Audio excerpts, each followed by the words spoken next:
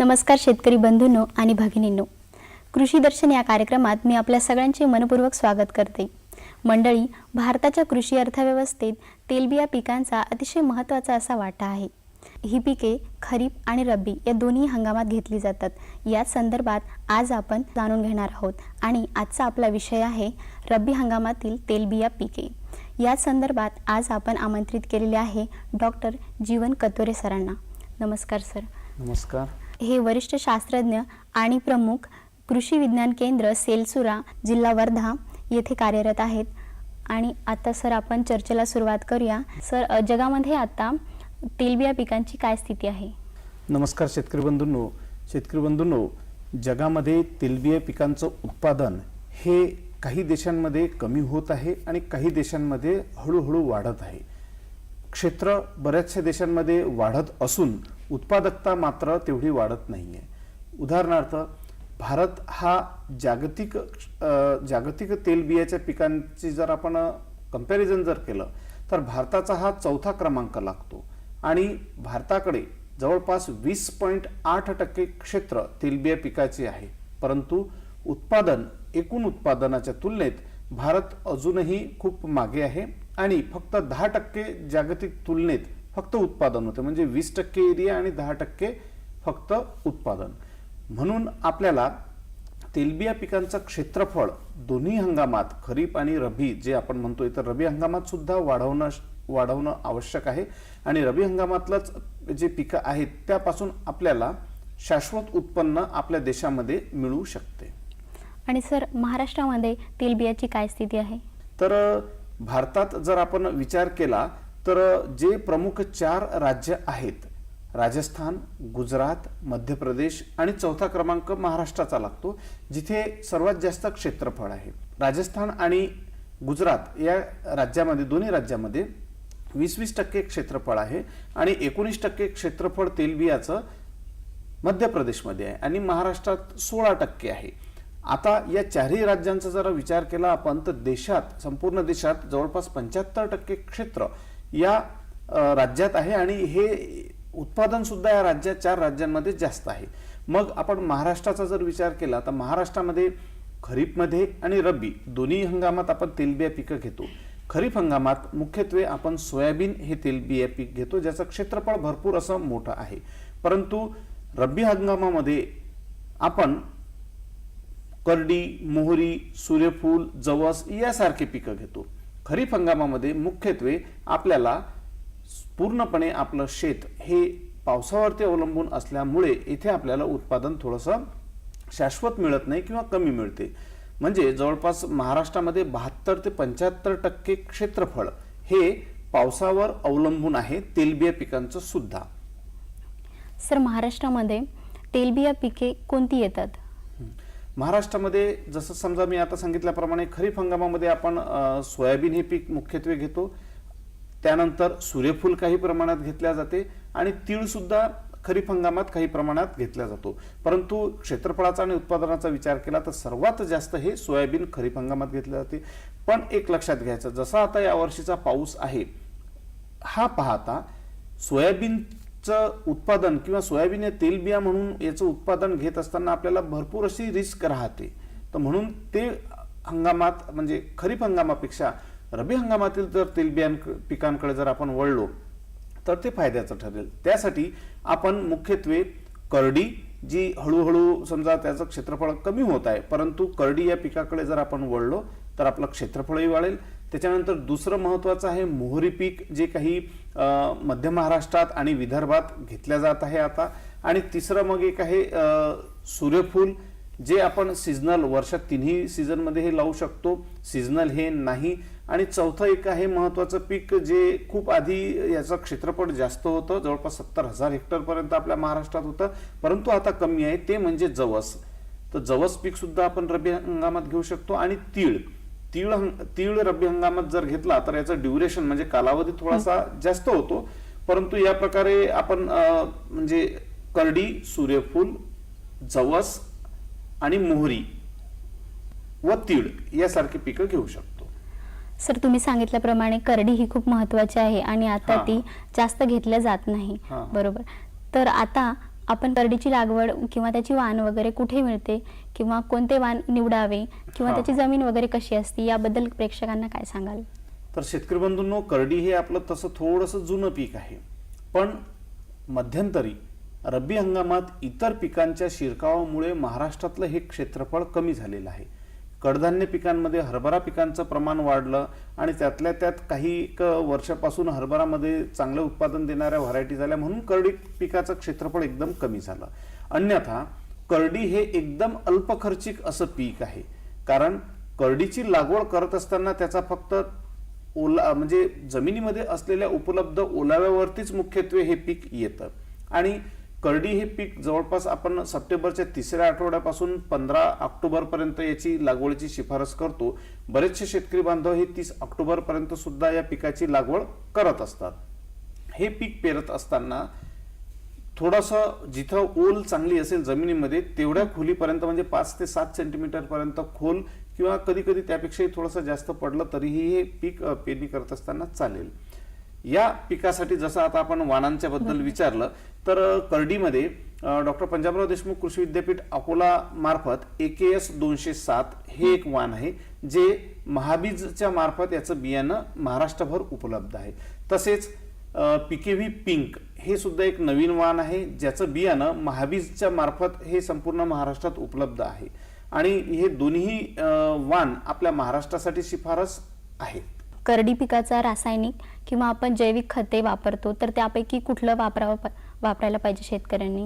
आता शेतकरी बांधवांनी जास्तीत जास्त सेंद्रिय शेतीकडे वळावं असं आपण म्हणतो, परंतु आपल्याला शाश्वत उत्पन्न मिळण्यासाठी जर आपण एकात्मिक पद्धतीने खत नियंत्रण जर केलं किंवा अन्नद्रव्य खत म्हटल्यापेक्षा अन्नद्रव्य व्यवस्थापन जर केलं तर ते अधिक फायद्याचं होईल. या पिकाला 25 किलो नत्र, 25 किलो स्फुरद हे पेरणीच्या वेळेस आवश्यक आहे. एवढंच खत याला पुरेसं आहे. एवढ्याच अन्नद्रव्यावरती हे पीक चांगलं येते. फक्त या पिकाला गरज असते ती म्हणजे जमिनीमध्ये असलेल्या ओलाव्याची, आणि ज्यावेळेस याला फुलोरा अवस्था राहते, या फुलोरा अवस्थेमध्ये या पिकाला जर थंडी चांगली मिळाली तर चांगलं. बरोबर सर, यामध्ये जे रोगांचं आणि जे किडींचं नियंत्रण त्याबद्दल काय सांगाल? करडी या पिकावर मुख्यत्वे फक्त मावा ही कीड येते, रस शोषण करणारी कीड. आणि या मावा किडीचं आपण सर्वसाधारण जे त्याच्यासाठी शिफारशीत केलेलं औषध आहे त्याद्वारे आपण मावा कीड चांगल्या प्रकारेही कंट्रोल करू शकतो. आणि सर, आता आपण काढणीबद्दल बोलूयात. काढणी कशी करावी आणि ती कधी करावी? जवस आणि करडी हे दोन्ही पिकांच्या काढणीचे म्हणजे काढणीमध्ये थोडाफार फरक आहे. तर करडी या पिकाची काढणी करत असताना मुख्यत्वे या झाडावर काटे असतात, त्याच्यामुळे हातामध्ये मोजे घालून, हातमोजे सुद्धा मार्केटमध्ये आजकाल उपलब्ध आहेत, तर ते हातमोजे घालून आपण विळ्याच्या सहाय्याने याची कापणी करायची.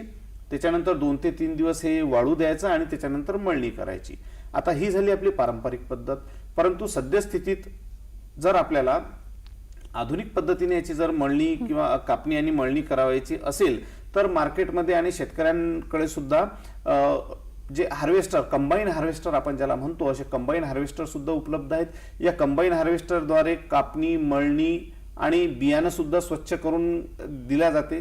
करडीसारख्या पिकाचं क्षेत्रफळ जर आपल्याला शेतकरी बांधवांना जर वाढवायचं असेल, ज्या भागामध्ये आपल्याला काढणी यंत्र उपलब्ध असतील त्या भागामध्ये आपण हे कंबाईन हार्वेस्टर ज्याला म्हणतो, तर हे उपलब्ध असतील तर त्या भागामध्ये याचं क्षेत्रफळही वाढू शकते आणि काढणी सुद्धा सोयीस्कर होते. आता तुम्ही सांगितलं की जवस या पिकाबद्दल, तर जवस या पिकासाठी सर जमीन कशी लागते? जवस या पिकासाठी मध्यम प्रकारची जमीन पाहिजे. जवस हे पीक धान पिकाच्या काढणीनंतरची जी हलकी मध्यम जमीन असते त्या जमिनीमध्ये सुद्धा येते, मध्यम भारी जमिनीमध्ये सुद्धा येते. डॉक्टर पंजाबराव देशमुख कृषी विद्यापीठाअंतर्गत अखिल भारतीय जवस संशोधन केंद्र जे आहे नागपूरला, या संशोधन केंद्राच्या माध्यमातून आम्ही गडचिरोली सारख्या जिल्ह्यापासून जिथे धानानंतर जी जमीन कडक होते तिथून तर बुलढाणा सारख्या जिल्ह्यापर्यंत संपूर्ण विदर्भात याच्या आम्ही प्रात्यक्षिकं घेतलेली आहेत. आणि काही सातारा, नाशिक, जळगाव, खान्देश या जिल्ह्यातही प्रात्यक्षिकं घेतलेली आहेत. म्हणजेच या प्रात्यक्षिकातून आम्हाला असा निष्कर्ष काढावा लागला की सर्व प्रकारच्या महाराष्ट्रातल्या असलेल्या जमिनीमध्ये जवस हे पीक चांगलं येते. सर, जवस या पिकामध्ये असं असतं की त्याची पेरणीची वेळ ही खूप महत्त्वाची असते, तर त्याची पेरणी कधी करावी आणि ती कशी करावी? जवस पिकाची पेरणी ही कोरडवाहू परिस्थितीमध्ये 15 ते 30 ऑक्टोबरच्या दरम्यान करावी आणि ओलिताखालील परिस्थितीमध्ये याची पेरणी आपण 15 नोव्हेंबर पर्यंत करू शकतो. पेरणी करत असताना पेरणीचा वेळ जसा आपण म्हणताय तो खरोखर खूप महत्वाचा आहे, कारण जवसाच्या पेरणीनंतर 55 ते 60व्या दिवशी याची 50% फुलोरा अवस्था असते. या 55 ते 60व्या दिवशी जवस हे पीक चांगल्या प्रकारे फुलोरात येते. त्यावेळेस थंडी ही चांगली असणं आवश्यक आहे, म्हणून याची पेरणी ही वेळेवर करावी. आणि यासाठी पेरणीसाठी आणि जे आम्ही समजा डॉक्टर पंजाबराव देशमुख कृषी विद्यापीठातून जे काही आम्ही निष्कर्ष काढलेले आहेत, शिफारशी दिलेल्या आहेत, त्यामध्ये जवसामध्ये सगळ्यात महत्वाचं आहे वाण. तर वाण PKVNL 260 हे डॉक्टर पंजाबराव देशमुख कृषी विद्यापीठानं 2015-16 साली राष्ट्रीय स्तरावर प्रसारित केलेलं हे वाण आहे. तर हे वाण आपण जवसाच्यासाठी वापरू शकता आणि संपूर्ण महाराष्ट्रासाठी या वाणाची शिफारस आहे. म्हणजे विदर्भात म्हणा, मराठवाड्यात म्हणा, पश्चिम महाराष्ट्रात म्हणा, आपण कुठेही हे वाण लावू शकतो. आम्ही सातारा जिल्ह्यात सुद्धा पश्चिम महाराष्ट्रामध्ये या वाणाने खूप चांगलं उत्पादन दिलेलं आहे. उत्तर महाराष्ट्रात जळगाव खान्देशला सुद्धा, लातूर परभणीला सुद्धा आणि अकोला बुलढाण्याला सुद्धा आणि गडचिरोली गोंदियाला सुद्धा हे वाण चांगलं उत्पादन या वाणाने दिलेलं आहे. सर, आपण ही आपली चर्चा अशी सुरू ठेवूयात, पण आता वेळ झाली एका छोट्याशा विश्रांतीची. शेतकरी बंधूंनो, कुठेही जाऊ नका, पाहत रहा कृषी दर्शन कार्यक्रम.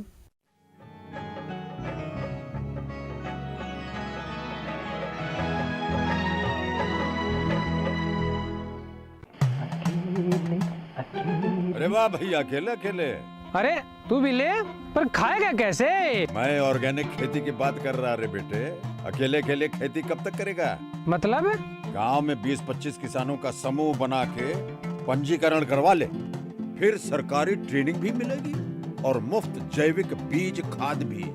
फिर पीजीएस ऑर्गेनिक की सरकारी मोहर के साथ तेरी उपज आकर्षक पैक में पहुंचेगी बड़े बाजार तक। अच्छा, हाँ। अरे भाई, कहाँ चल दिया? सबको साथ लाने, आमदनी बढ़ाने। तो किसान भाई समझ गए ना? साथ मिलकर ऑर्गेनिक खेती कीजिए, अपनी परंपरा को आगे बढ़ाइए, ज्यादा मुनाफा कमाइए। माटी से प्रेम की परंपरा है परंपरागत खेती।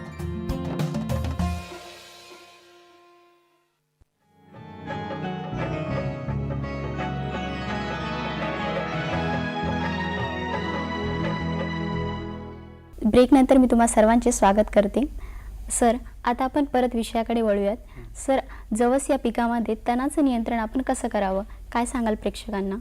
जवस या पिकामध्ये आतापर्यंत आपण तणनाशकाची शिफारस नव्हती, परंतु आता नुकतीच आपली शिफारस राष्ट्रीय स्तरावर अखिल भारतीय जवस संशोधन प्रकल्पाने दिलेली आहे.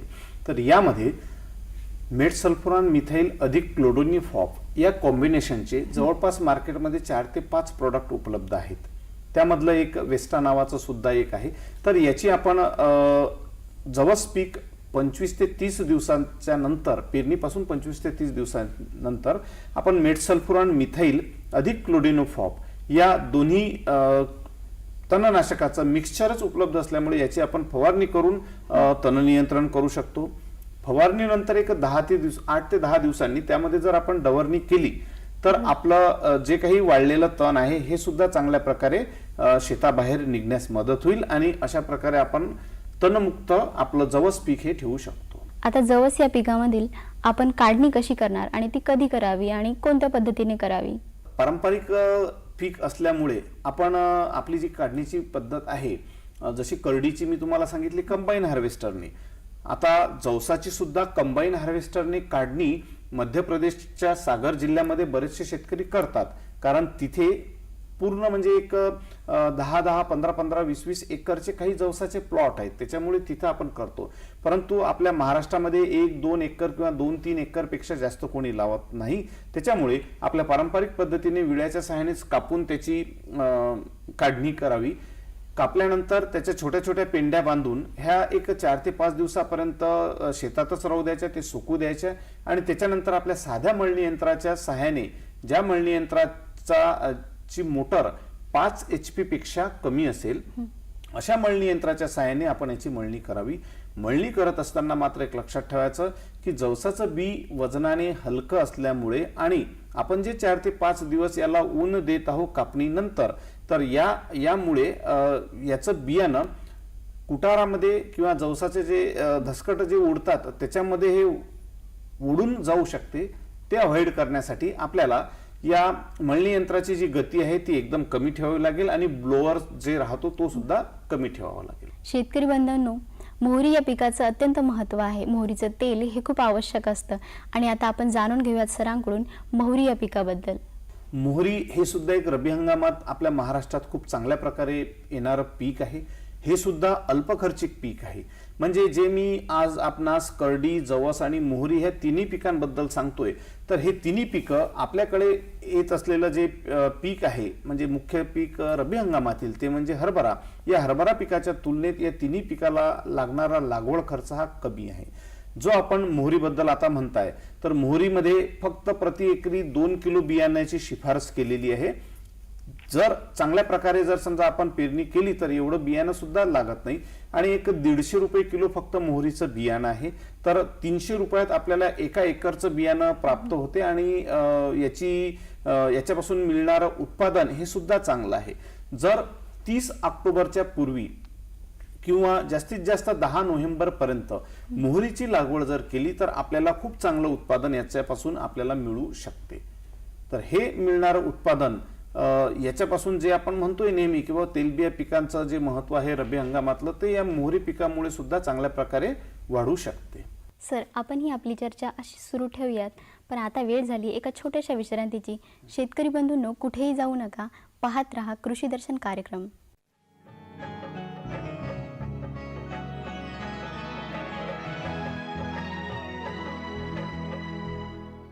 हर जोखिम से निकल कर फसल आए, सुरक्षित हो जाए। फसल बीमा से हर किसान अब आत्मनिर्भर हो जाए। अब सूखा पड़े या बाढ़ आ जाए, कोई डर नहीं। अब ओले पड़े या कीट पतंगे फसल खा जाए, कोई फिक्र नहीं।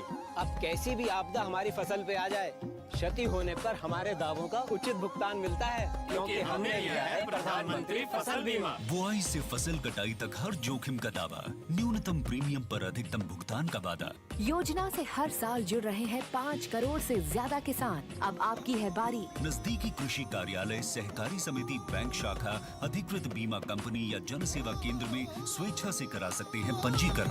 फसल बीमा पोर्टल या फसल बीमा ऐप द्वारा भी किया जा सकता है पंजीकरण। प्रधानमंत्री फसल बीमा योजना, आपकी फसलों का संपूर्ण सुरक्षा कवच। कृषि एवं किसान कल्याण मंत्रालय, भारत सरकार।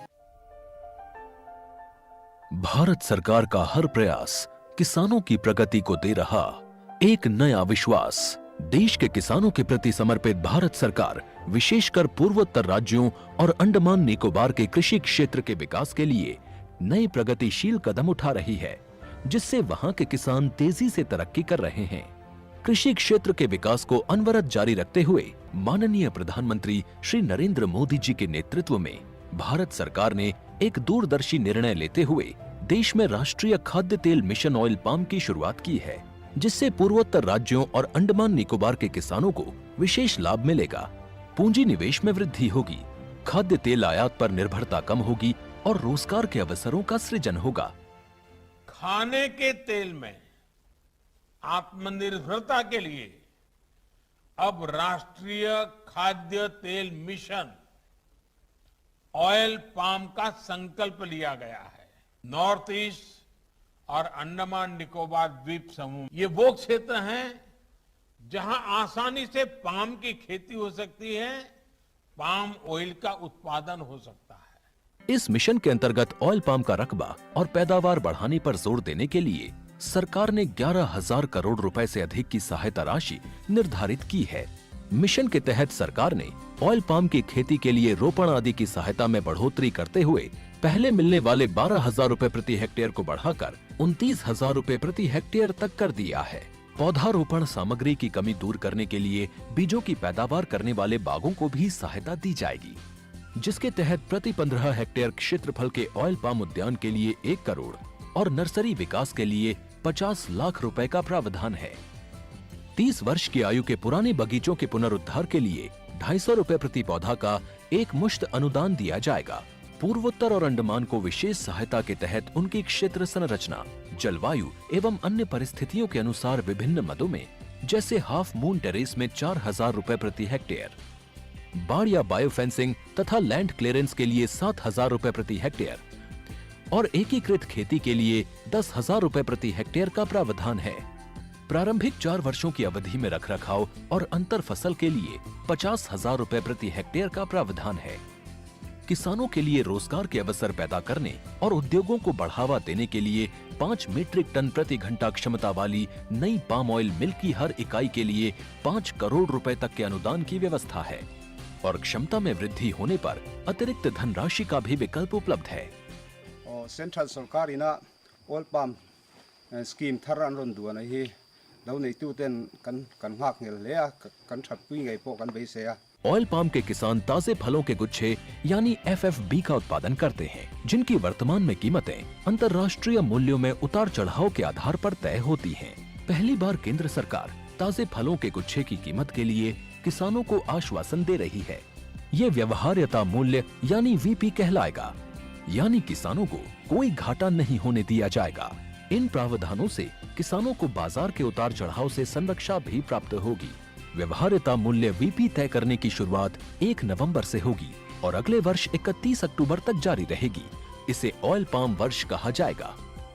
इससे पूर्वोत्तर राज्यों और अंडमान निकोबार में खेती के बेहतर अवसर पैदा होंगे और किसानों को मुस्कुराने की एक और नई वजह मिलेगी।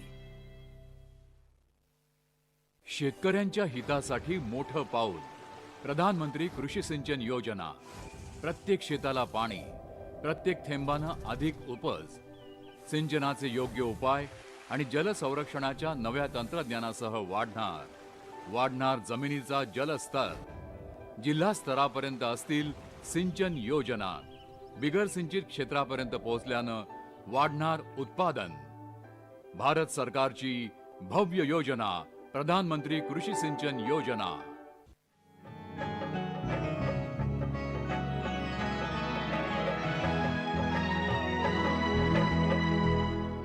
ब्रेक नंतर आपल्या सगळ्यांची मी स्वागत करते। सर, आपण मोहरी या विषयाबद्दल बोलत होतो। मोहरीमध्ये जे तण नियंत्रण आहे ते कसे करायचे? मोहरी पिकामध्ये शक्यतो कुठल्याच प्रकारचे उभ्या पिकात अजून तणनाशक नाही आहेत फवारणीसाठीचे, म्हणून मोहरी पिकात आपण मजुरांच्या सहाय्याने तणही काढावीत। सर, मोहरी या पिकामध्ये पाणी कसं द्यावं किंवा किती इंटरव्हलनं द्यावं याबद्दल काय सांगाल? तर पाणी हे अत्यंत महत्त्वाचं आहे, पण त्याहीपेक्षा मोहरी पिकामधला एक आपला विषय सुटत आहे तो म्हणजे वाण। तर मोहरी पिकाच्या व्हरायटीज, कारण मोहरी पिकाचे जे वाण आहे ते सुद्धा आपण कोणतं निवडावं हे सुद्धा महत्त्वाचं आहे, कारण महाराष्ट्रामध्ये बरेचसे असे वाण आहेत, पण त्यापैकी डॉक्टर पंजाबराव देशमुख कृषी विद्यापीठाने आता 2019-20 मध्ये एक चांगलं वाण निर्मित केलेलं आहे, ते म्हणजे टॅम 108-1। हे ट्रॉम्बे अकोला मस्टर्ड या नावाने हे वाण आपण विकसित केलेलं आहे। तर याचं बियाणं पुढच्या वर्षीपासून शेतकरी बांधवांना महाबीज मार्फत हे उपलब्ध होईल आणि सद्यस्थितीत याचं बियाणं डॉक्टर पंजाबराव देशमुख कृषी विद्यापीठामध्ये सुद्धा भरपूर आहे। याचं प्रति हेक्टरी आपल्याला 5 किलो बियाणं लागतं।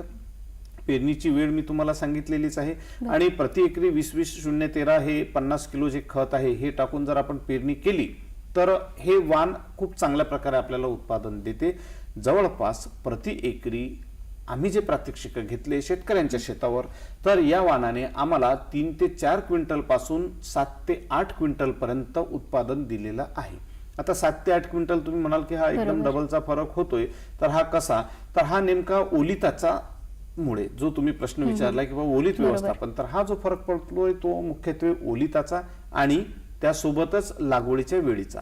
जर आपण 30 ऑक्टोबरच्या आसपास किंवा जास्तीत जास्त 10 नोव्हेंबर पर्यंत मोहरी या पिकाची लागवड केली आणि त्याला जे लागणारे 3 ते 4 पाणी लागते, त्याला ओलीत 3 ते 4 लागते आणि एक जो तुम्ही इंटरव्हल म्हटलं तर 20 ते 25 दिवसाच्या अंतराने जर आपण याला पाणी देत गेलो 3 ते 4 पाणी, तर हे पीक आपल्याला हमखास 6-7 क्विंटल पर्यंत तरी उत्पादन हे देतेच।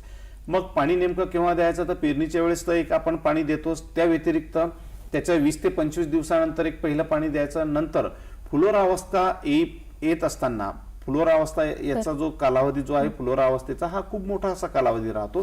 तर त्या कालावधीमध्ये सुद्धा याला एक पाणी देणं आवश्यक आहे. त्याच्यानंतर ज्यावेळेस याला शेंगा लागतात, ज्याला आम्ही सिलिका म्हणतो, तर ह्या शेंगा लागल्यानंतर ह्या शेंगातील दाणे भरण्यासाठी हे पीक सुद्धा खूप जास्त कालावधी घेते, जसं मी तुम्हाला जवसाचं सांगितलं तसं. म्हणून शेंगा भरत असताना सुद्धा या पिकाला पाणी देणं आवश्यक आहे. आणि तोच इंटरवल येतो एक 20 ते 25 दिवसाचा, 30 दिवसाचा, या इंटरवलने आपण त्याला पाणी द्यावं. मात्र एक या पिकामध्ये लक्षात ठेवायचं की जेव्हा आपण याला पहिलं पाणी देतो एक 30व्या दिवसापर्यंत, तेव्हा याला नत्रयुक्त खतं हे देणं आवश्यक आहेत. म्हणजे युरियाची याला त्या पाण्यासोबत युरिया हे खत देणं आवश्यक आहे, जेणेकरून त्याच्यामधून याला नत्र चांगल्या प्रकारे मिळेल. म्हणजेच 4 ते 5 पाणी आपण या पिकाला देऊ शकतो. सर, मोहरी या पिकाची काढणी कशी करतात? म्हणजे मोहरी या पिकामध्ये ते जे ड्राय झालेल्या शेंगा आपण त्याला म्हणतो, तर त्या खूप नाजूक असतात आणि त्या लगेच फुटतात. तर त्याची आपण कशा प्रकारे काढणी करू शकतो? हो, हा अतिशय महत्त्वाचा प्रश्न आहे.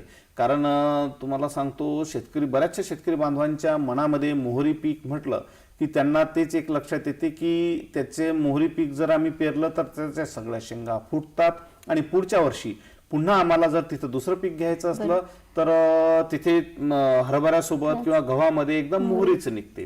तर हे शेतकरी बांधवांचं निरीक्षण बरोबर आहे. पण आता ही मोहरी कोणती आणि आपण लावत असलेली मोहरी कोणती ही लक्षात घ्या. ज्याच्या शेंगा फुटतात ती म्हणजे बारीक मोहरी, जी आपण कधीतरी लावलेली आहे किंवा किराणा दुकानातून आपण थोडीशी मोहरी आणून ती आपण गव्हामध्ये लावलेली आहे, जुनी व्हरायटी किंवा जुनं ते मोहरीचं पीक आहे. परंतु मोहरीचं ज्यावेळेस आपण पीक घेतो, पीक म्हणून घेत असताना आपण शिफारशीत केलेलं वाण याचीच लागवड करतो. ज्याही वाणाची आपण लागवड करत असाल त्या वाणाचं बियाणं हे म्हणजे त्या वाणाचं बियाणं हे पेरल्यानंतर ज्यावेळेस त्याच्या शेंगा परिपक्व होतात आणि तुमचा जो मनात जी शंका आहे की याच्या शेंगा फुटतात, तर या जवळपास सगळ्याच नवीन प्रसारित वाणांच्या शेंगा ह्या लवकर फुटत नाहीत. हा मोहरीमध्ये खूप मोठा बदल संशोधनातून आलेला आहे की ज्या बारीक शेंगा ज्याची जी मोहरी राहते त्याचे फुटतात, परंतु नवीन प्रसारित झालेल्या वाणांच्या शेंगा ह्या फुटत नाहीत. तर हा एक महत्वाचा आहे.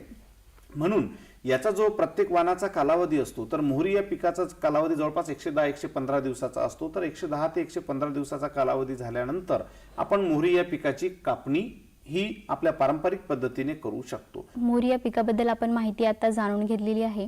आणि सुरुवातीला तुम्ही सांगत होतात की तीळ या पिकाबद्दल. तर सर, तीळ पीक आपण कशी लागवड करावी किंवा त्याच्याबद्दल त्याची काढणी किंवा त्याची पूर्वमशागत ह्या सगळ्या गोष्टी आपण कशा करणार?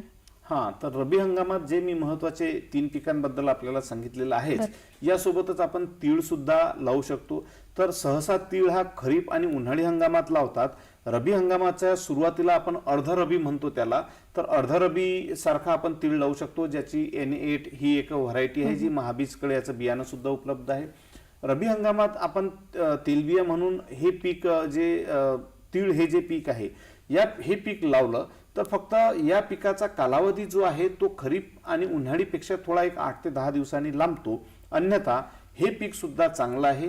याची N8 ही व्हरायटी आहे. प्रति एकरी आपण 2 किलो याला बियाणं वापरू शकतो आणि महाराष्ट्रातल्या सगळ्या प्रकारच्या जमिनीमध्ये हे पीक चांगल्या प्रकारे येते. आणि या पिकाचं उत्पादनही एक एकरी 3 ते 4 क्विंटल पासून 4 ते 5 क्विंटल पर्यंत याचं उत्पादन येते.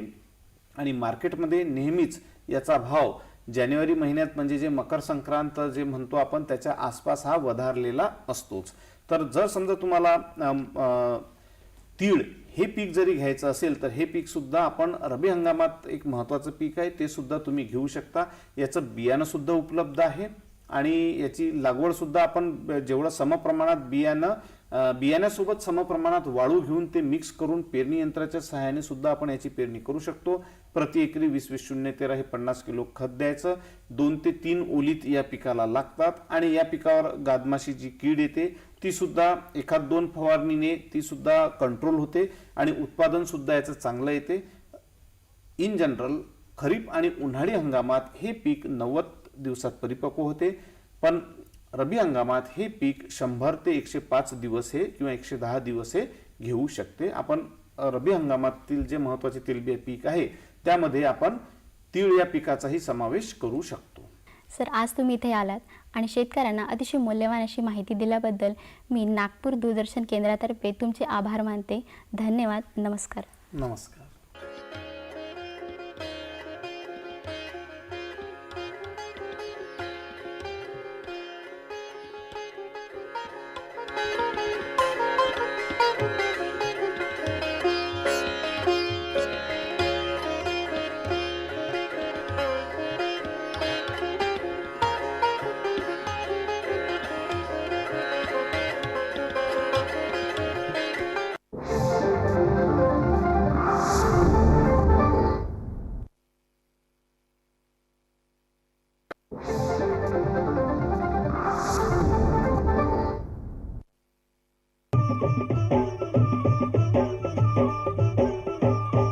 ही काळी आई धनधान्य देई, ही काळी आई धनधान्य देई.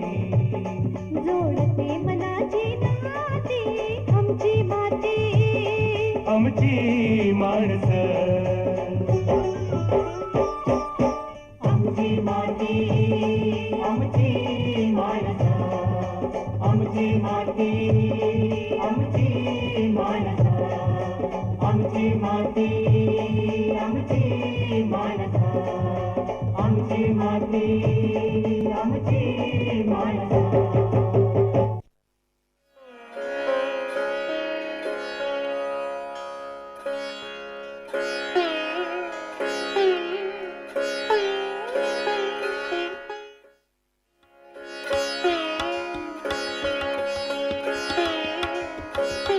पिकाच्या वाढीकरता अनेक घटकांची आवश्यकता असते.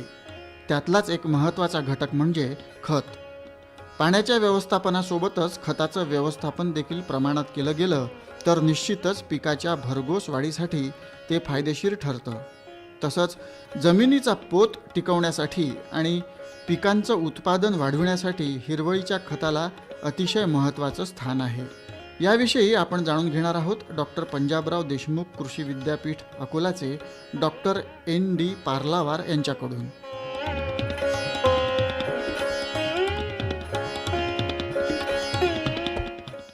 नमस्कार शेतकरी बंधूंनो, आज आपण खरीप पिकातील अन्नद्रव्य व्यवस्थापन याबाबत चर्चा करूया. खरीप पिकामध्ये प्रामुख्याने कपासी, सोयाबीन, तूर, मूग, उडीद या पिकाचा प्रामुख्याने समावेश होत असतो. याच्यात खरीप पिकामध्ये अन्नद्रव्य व्यवस्थापन ही काळाची गरज आहे.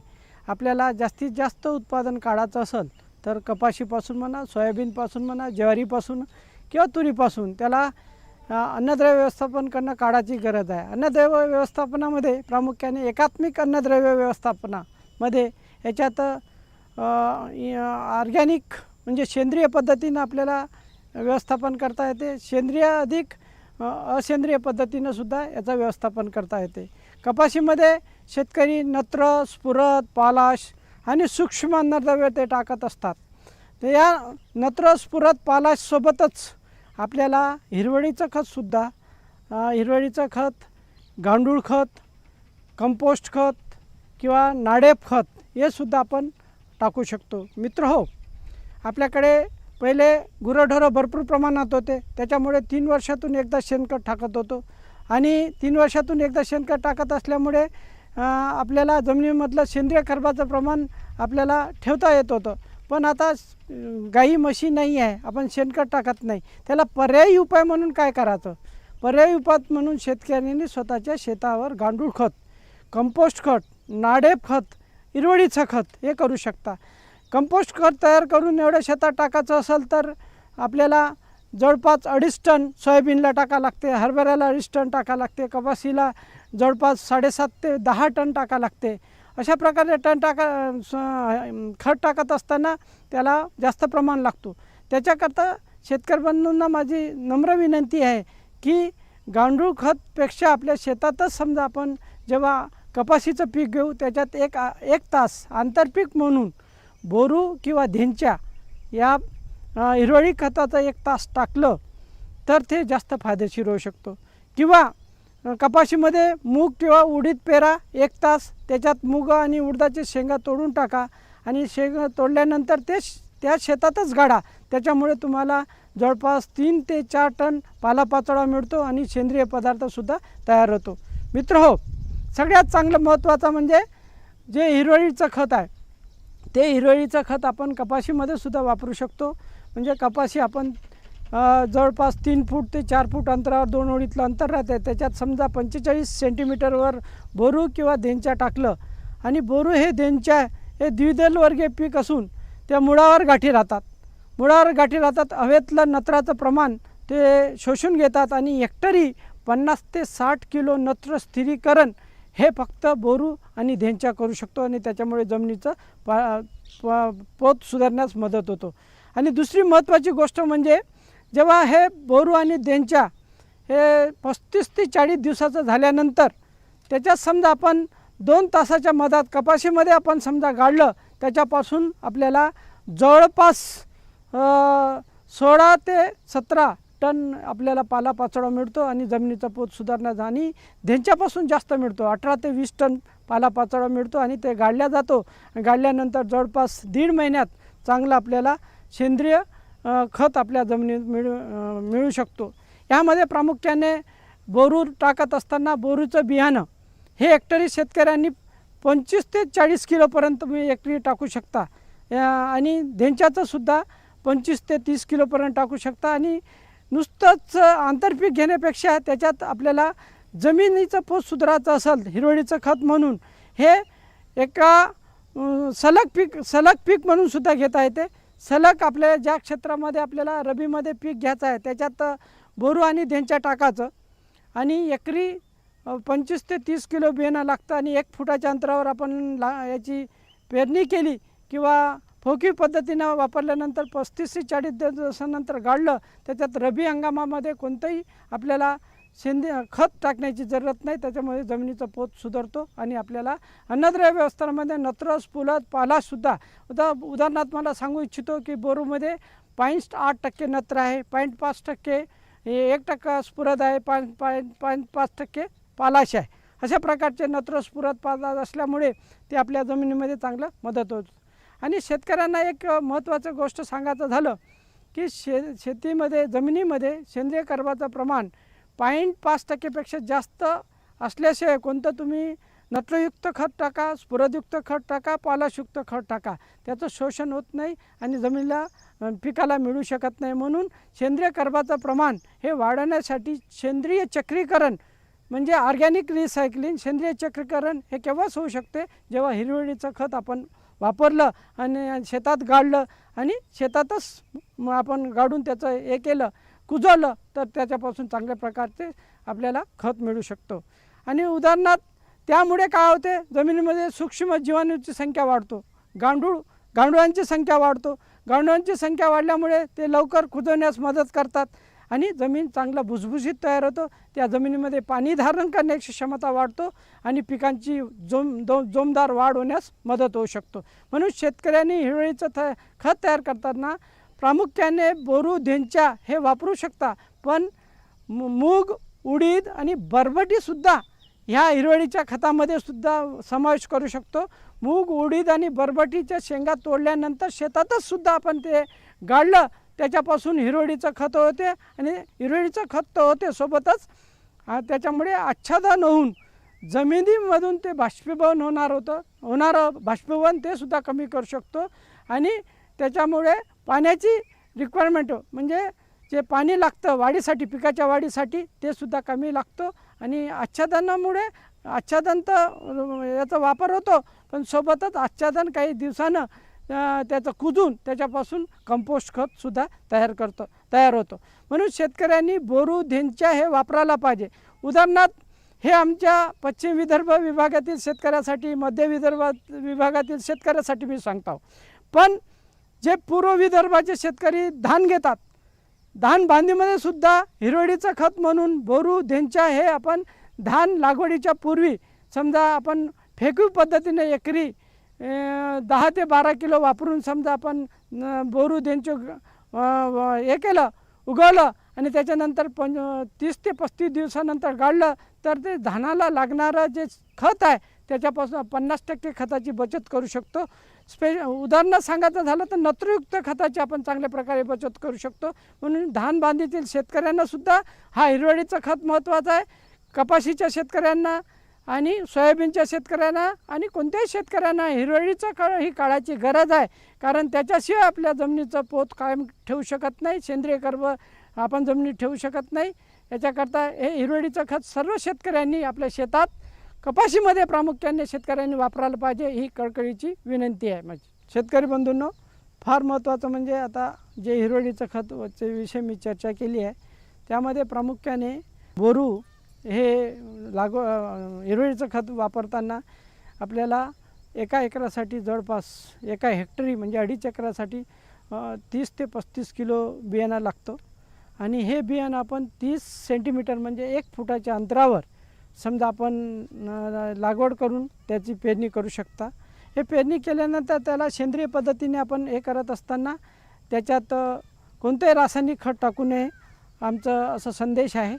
आणि जेव्हा हे पीक तुम्ही 35 ते 40 दिवसाचं फुलोरा अवस्था येते तेव्हा शेतामध्ये गाळलं तर त्याच्यापासून चांगल्या प्रकारचे 18 ते 20 टन पालापाचोळा हा बोरूपासून मिळतो. त्याच्याकरता जे वाण सांगितलेले आहे मी ते M19 आहे, M35 आहे, K12 आहे. या वाणाचा वापर करून शेतकऱ्यांनी हे बोरू हिरवळी खतासाठी सुद्धा वापरता येते. आणि दुसरं महत्त्वाचं आहे, हिरवळीचं खत वापरायचं म्हणजे बियाणं पाहिजे. हे बियाणंसुद्धा शेतकऱ्यासमोर समस्या आहे.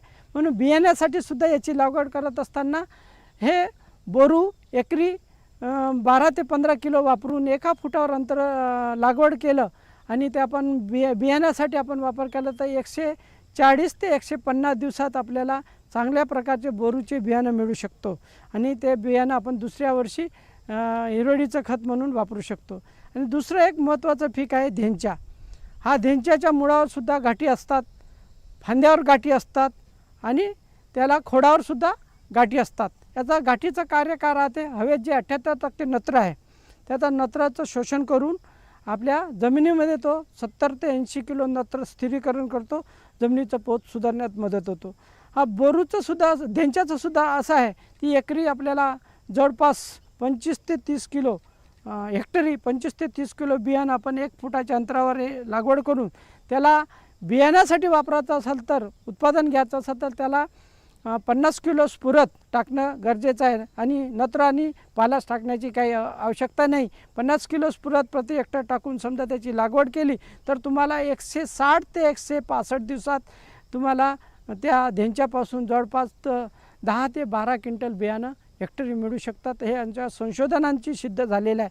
म्हणून शेतकऱ्यांना बीजोत्पादनासाठी सुद्धा बोरू आणि धेंच्या घ्यावं अशी माझी कळकळीची विनंती आहे.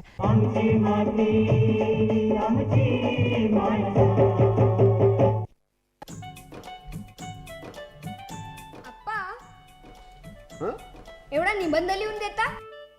विषय काय आहे? विषय माझा खेळ आणि माझे आवडते बाबा. काय बघू? गधड्या, माझा आवडता खेळ आणि माझे बाबा असं आहे ते. हा, मग तसं लिहून द्या. चिमणराव गुंड्याभाऊ दर सोमवारी सायंकाळी 7:30 आणि रात्री 10 वाजता. दर मंगळवारी सकाळी 10:30 वाजता आणि दुपारी 1:30 वाजता आणि दर रविवारी सायंकाळी 6 वाजता फक्त सह्याद्री वाहिनीवर. शिवाय या कार्यक्रमाचं थेट प्रसारण सह्याद्री वाहिनीच्या फेसबुक पेजवर आणि यूट्यूब चॅनलवरही उपलब्ध.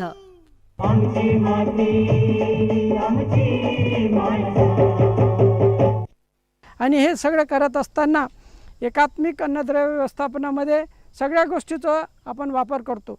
पण त्याच्यामध्ये नुसतं युरिया वापरलं, सिंगल सुपर फॉस्फेट वापरलं आणि पोटॅश वापरलं किंवा DAP वापरलं, हे आजकाल जास्त खर्चिक झालेलं आहे. शेतकऱ्याला लागवडीचा खर्चाच्या दृष्टिकोनाने परवडत नाही. म्हणून शेतकऱ्याला आता कुठंतरी त्याच्यापासून परावृत्त होऊन स्वतःच्या शेतामध्ये आपले सगळे सेंद्रिय पदार्थ कसं तयार करता येईल, गांडूळ खत, कंपोस्ट खत आणि हिरवळीचं खत आणि नाडेप खत हे सगळं खत वापरून आणि बीज प्रक्रिया करून, प्रामुख्याने बीज प्रक्रिया रायझोबियम आणि PSB आणि ट्रायकोडर्मा आणि जे स्फुरद विरघळणारे जीवाणू आहे यांचा वापर केला तर आपलं बियाणे रासायनिक खताची मात्रा आणि जे लागणाऱ्या खतांची मात्रा आपण 25% पर्यंत कमी करू शकतो. म्हणून या सगळ्या गोष्टीचा वापर करून एकात्मिक अन्नद्रव्य व्यवस्थापनामध्ये या गोष्टीचा अंतर्भाव केलं तर आपल्याला खरीपात लागणाऱ्या जे निविष्ठा आहे आपण कृषी सेवा केंद्रावाल्याकडून विकत घेतो ते निविष्ठा आपण 50% पर्यंत कमी करू शकतो. एकात्मिक अन्नद्रव्य व्यवस्थापनामध्ये आपण वापर केलं तर जे पिकाचं खरीप पिकाचं उत्पादन डबल करण्यास उत्पन्न दुप्पट करण्यास मदत होऊ शकतो.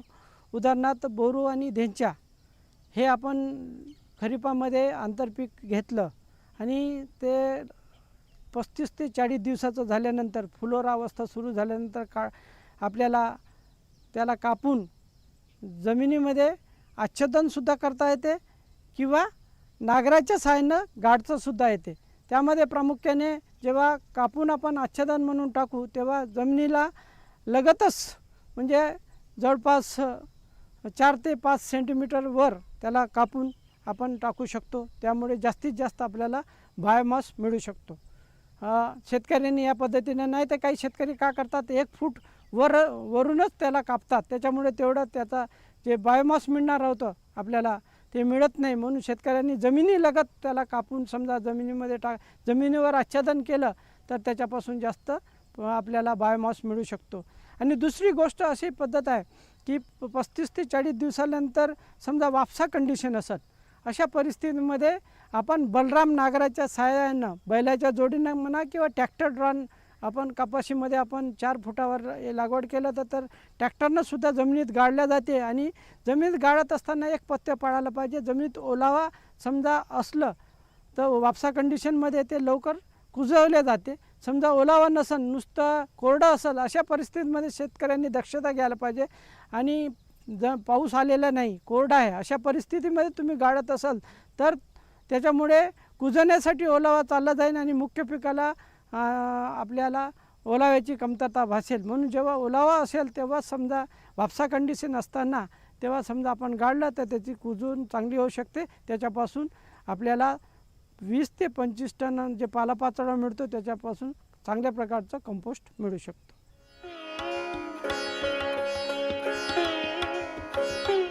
डॉक्टर ND पार्लावार यांनी हिरवळीच्या खताचं महत्त्व आपल्याला पटवून सांगितलं आहे. याचा लाभ आपले शेतकरी बंधू निश्चितच घेतील अशी आशा करायला हरकत नाही.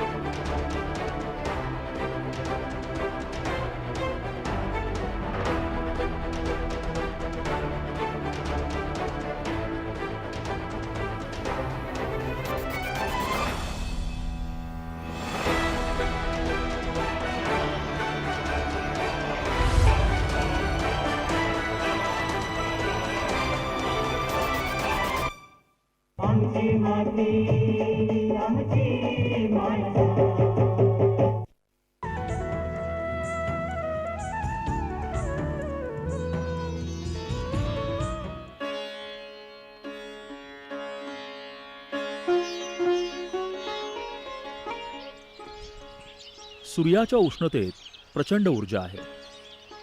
आतापर्यंत या ऊर्जेचा किंचितसा हिस्सा मनुष्य आपल्या गरजांसाठी वापरत आला आहे. परंतु या दिशेनं संशोधन सुरू आहे, ज्यामुळे सौर ऊर्जेच्या वापरासंबंधीच्या कक्षा रुंदावत आहेत. घरातील दिव्यांच्या प्रकाशापासून ते मोटारगाडी चालवण्यापर्यंत या ऊर्जेचा उपयोग होऊ लागला आहे. आंध्र प्रदेशात याचा उपयोग शेतीसाठी सुद्धा होत आहे. विशेषतः कृष्णा जिल्ह्यातील रंगलगुडम गावात सौर ऊर्जेच्या संयंत्रांच्या माध्यमातून शेतीच्या सिंचनाची कामं होत आहेत. खरं तर सरकारची याबाबत एक योजना आहे. त्यानुसार शेतकऱ्यांना स्वस्त दरात सौर ऊर्जा संयंत्र दिली जात आहेत. या यंत्रांद्वारे वीज निर्मिती होते, जी पंपाद्वारे भूगर्भातील पाणी काढण्याचं काम करते.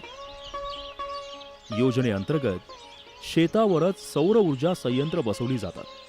सूर्याच्या उष्णतेमुळे ही यंत्र वीज निर्मिती करतात, जी इतर विंधण विहिरींप्रमाणेच शेतीचं सिंचन करतात.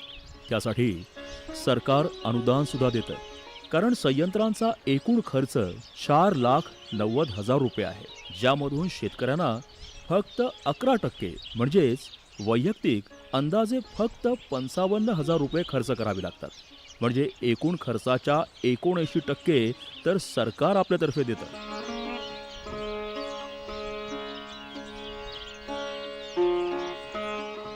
रंगलगुडम गाव ज्या भागात वसलेलं आहे तेथील भूगर्भातील पाण्याची पातळी खूपच खालावत चालली आहे. तेथील लोकांचं म्हणणं आहे की 10 वर्षांपूर्वी येथे 100 फुटांवर पाणी लागत असे, पण आता त्यासाठी 180 फुटांपर्यंत खोदकाम करावं लागत आहे. सरकारनं जेव्हा ही योजना सुरू केली तेव्हा सर्वप्रथम गावातील 9 लोकांनी याचा उपयोग केला. हे संयंत्र लावल्यामुळे सिंचन स्वस्त झालं आहे. याचाच अर्थ असा की शेतीच्या खर्चात कपात होईल.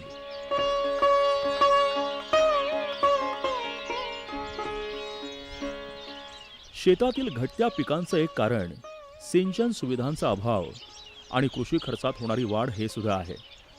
त्यामुळे सौर ऊर्जेनं सिंचन एक चांगला उपाय सिद्ध होऊ शकतो. त्यामुळे शेतीतून अधिक फायदा संभव आहे. त्याचबरोबर शेती करणारे हातसुद्धा वाढतील.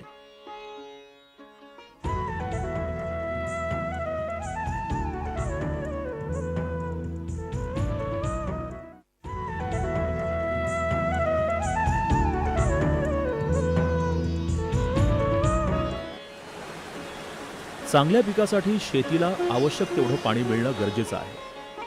पण भूगर्भातील पाण्याची पातळी सातत्यानं खालावत आहे. राजस्थानात शेतीचं वाढतं क्षेत्र आणि अधिक सिंचन लागणारी पिकं हे त्याचं एक कारण आहे. अशावेळी पाण्याचा योग्य तऱ्हेनं वापर करणं खूपच गरजेचं आहे. संशोधकांनी सिंचनाच्या नवनवीन पद्धती शोधल्या आहेत. त्यातीलच एक म्हणजे ड्रीप इरिगेशन अर्थात ठिबक सिंचन, ज्यामध्ये जमिनीलगत पाईप पसरवून पाणी रोपांच्या मुळात सोडलं जातं, जेणेकरून मुळांव्यतिरिक्त पाणी कुठंही वाया जात नाही. त्यामुळे अशा तऱ्हेच्या सिंचनानं 70% पाण्याची बचत होते. शिवाय विजेची सुद्धा खूपच बचत होते. जयपूरमधील दुर्गापूर येथील आंतरराष्ट्रीय बागाई संशोधन आणि परीक्षण केंद्र म्हणजेच IISTC या संस्थेनं ही पद्धत शेतकऱ्यांमध्ये लोकप्रिय करण्यासाठी मोहीम उघडली आहे. ठिबक सिंचन शेतकऱ्यांसाठी खूपच लाभदायक आहे. वीज आणि पाण्याच्या बचतीमुळे पिकांवरील खर्चात कपात होते आणि उत्पादन सुद्धा वाढतं. त्याचबरोबर नेहमीच्या पद्धतींपेक्षा ठिबक सिंचनामुळे तेवढ्याच पाण्यात दुपटीहून अधिक जमिनीचं सिंचन केलं जातं. ठिबक सिंचनामुळे सगळ्या पिकाला योग्य पाणी मिळतं. पिकांच्या गरजेनुसार पाणी कमी जास्त केलं जाऊ शकतं. त्याचबरोबर पाण्यातून उपयुक्त खतं आणि पोषक तत्व मिसळून सरळ पिकाच्या मुळात सोडलं जातं. त्यामुळे खतांची सुद्धा बचत होते. ही पद्धत उघडी शेतं, ग्रीन हाऊस अर्थात हरितगृह किंवा पॉली हाऊसमध्ये सुद्धा वापरली जाऊ शकते.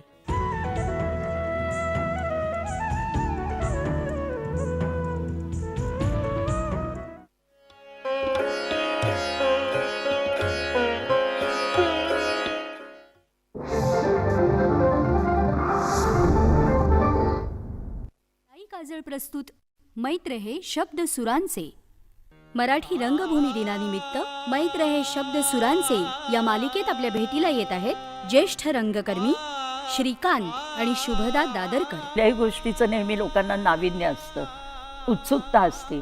तसंच झालं की संगीत नाटकामध्ये जेव्हा गाणी लोकांनी ऐकली, पदं ऐकली आणि एक नवीन गद्य पद्ययुक्त संगीत नाटकाचा हा प्रकार लोकांना इतका आवडला आणि तो लोकप्रिय झाला. जवळजवळ 15 वर्ष आता हा आम्ही अभ्यासक्रम केला.